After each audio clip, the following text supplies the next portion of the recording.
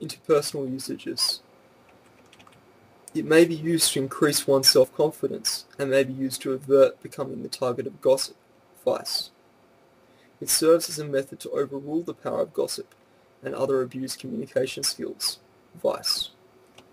To lie to someone objectifies them and enables them to accept their own state of objectification or failure through empathy.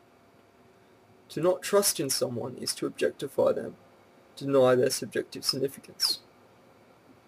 It serves as a method to compensate for subjective deficiencies, emotion, virtue, past or failed relationships.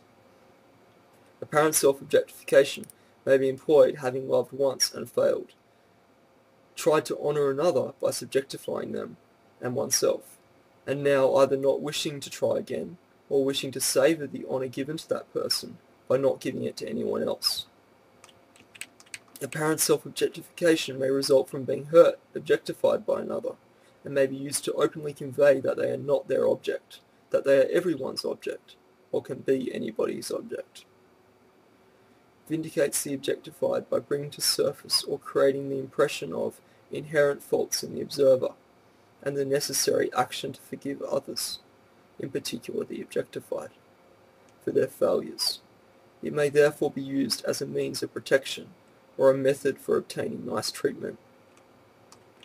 To objectify others, to not believe in or trust in their subjective significance, helps us to reconcile, come to terms with, our own desires for self-objectification, and the necessity to stay vigilant. Some forms of apparent self-objectification may be used to increase one's ability to protect themselves against violence, irrespective of its influence on violent, tolerant attitudes. Apparent self-objectification may be used for consistency when in an unknown environment, to communicate that with some part of their appearance that they are not a subject, and therefore may be used as a means of self-protection. Apparent self-objectification may be chosen when one does not have anyone to escort them. Apparent self-objectification prevents one from having the opportunity to escort another, thereby reducing their capacity to honour and to be honoured. Objectification may be tolerated such that their loved ones, siblings or children, may operate in relative safety, by themselves, freedom, without the need for external protection mechanisms, chaperone. An experience of one's own apparent self-objectification forces them to seek help, a confirmation of subjective reality, immediately, or encourages their subconscious to enter a fantasy state immediately, while the objectified is in a safe social environment, rather than delaying any subconscious invention to a later stage where the objectified may be in an unknown environment and may therefore be used as a means of self-protection in an unknown environment by constantly manipulating everyone into accepting, considering an acceptance of objectification and experiencing its futility, including potential threats. It raises the minimum standard for people in society to be able to subjectify those around them, and thereby may be used as a means of protection. Apparent self-objectification may be used as a means of self-protection in an unknown environment, as one's value as an object can only decrease.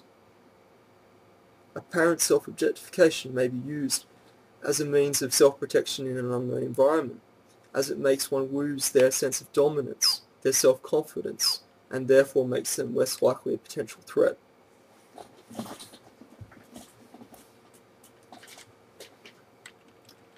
Apparent self-objectification may be used as a means of self-protection in an unknown environment, as it makes one think that they are doing something just for them, even if it is knowingly based upon a false idea of what is good for them.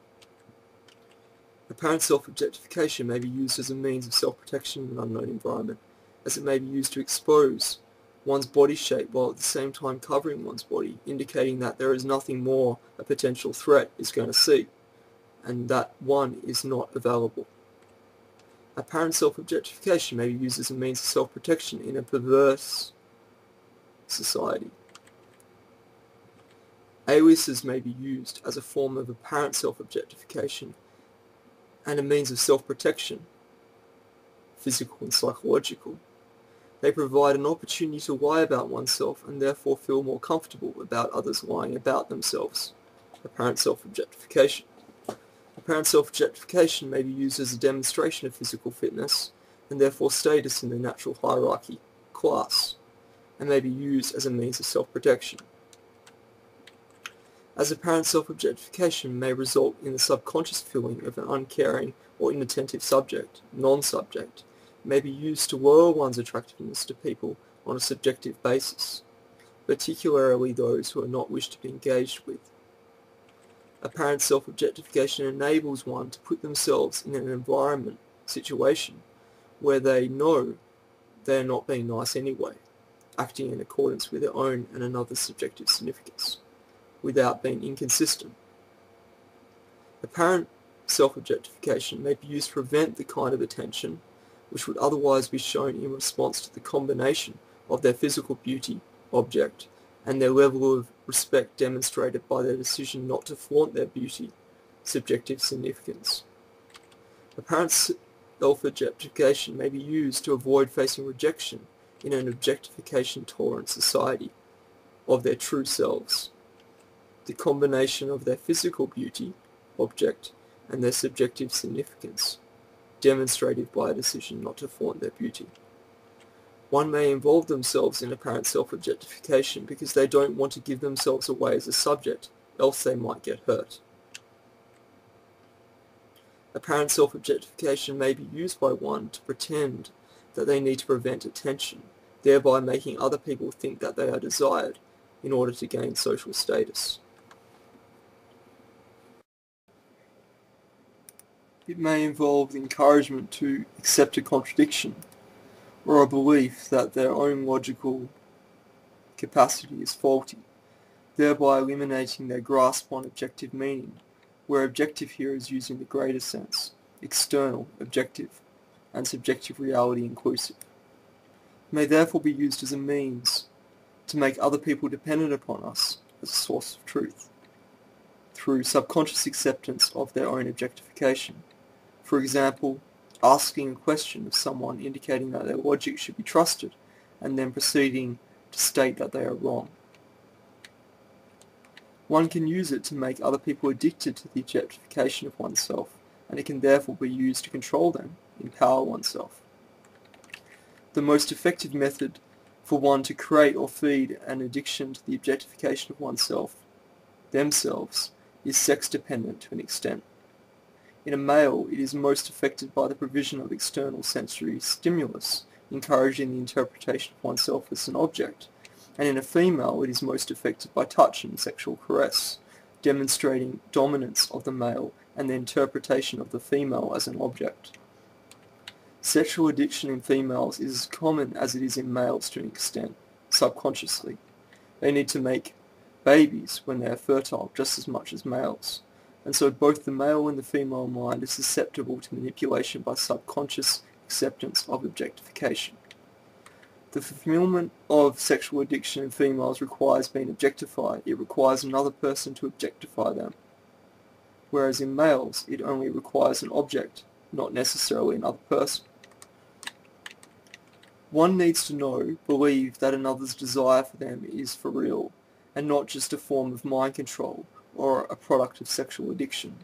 Objectification only works under the illusion, belief, that they want to have an unconditional sexual relationship with them, or that any condition is reasonable and that it does not suggest otherwise.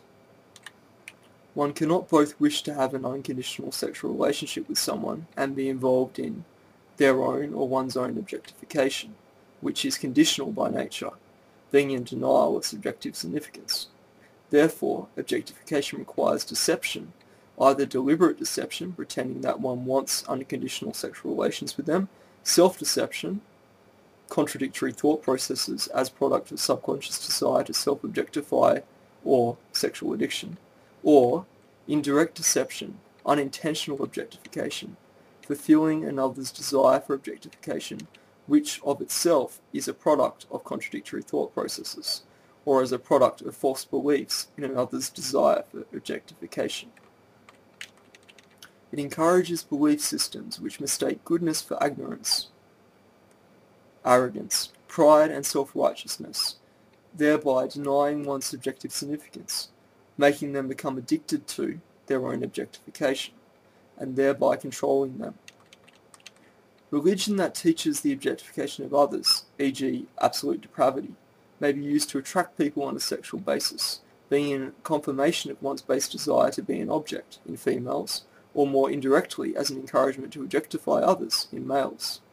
Belief systems may encourage objectification, such that those who are subjected to these ideas are more likely to accept their own objectification, and therefore the objectification of others around them, thereby forming a subculture.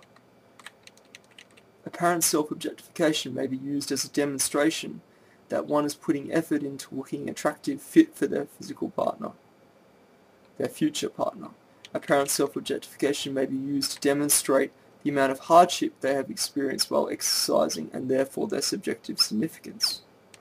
Apparent self-objectification may arise in a particular sex, as one's ability to show one's physical self without disrespecting others may be dependent upon the level of subjective significance implied by their demonstration, and that as a sex becomes more involved in physical fitness activities, even beyond that of the opposite sex, this level of subjective significance increases.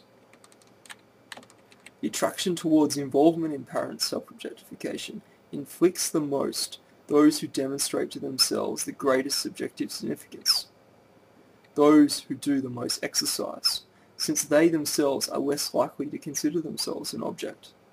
When a female is in a relationship with a male, it is a much greater deterrent to competitors than when a male is in a relationship with a female, because of the commitment required by pregnancy. So, apparent self-objectification may be used to break down this deterrent by sharing themselves visually with other people, especially in situations where mortal decisions have not already been made. As apparent self-objectification may result in the subconscious feeling of an uncaring or inattentive subject, non-subject, it may be used to express one's indifference to competition or authority, or one's independence. It ties one's physical nature with their subjective nature, thereby increasing the worth of the subject, thereby empowering it. Apparent self-objectification makes people feel jealous of them as a potential partner, thereby empowering them. Apparent self-objectification may be used such that the communication of one's subjective significance and the peace of mind given thereof may be given only to those they choose, therefore making them become more valuable as a person and enabling them to gain control over those around them. Empowerment.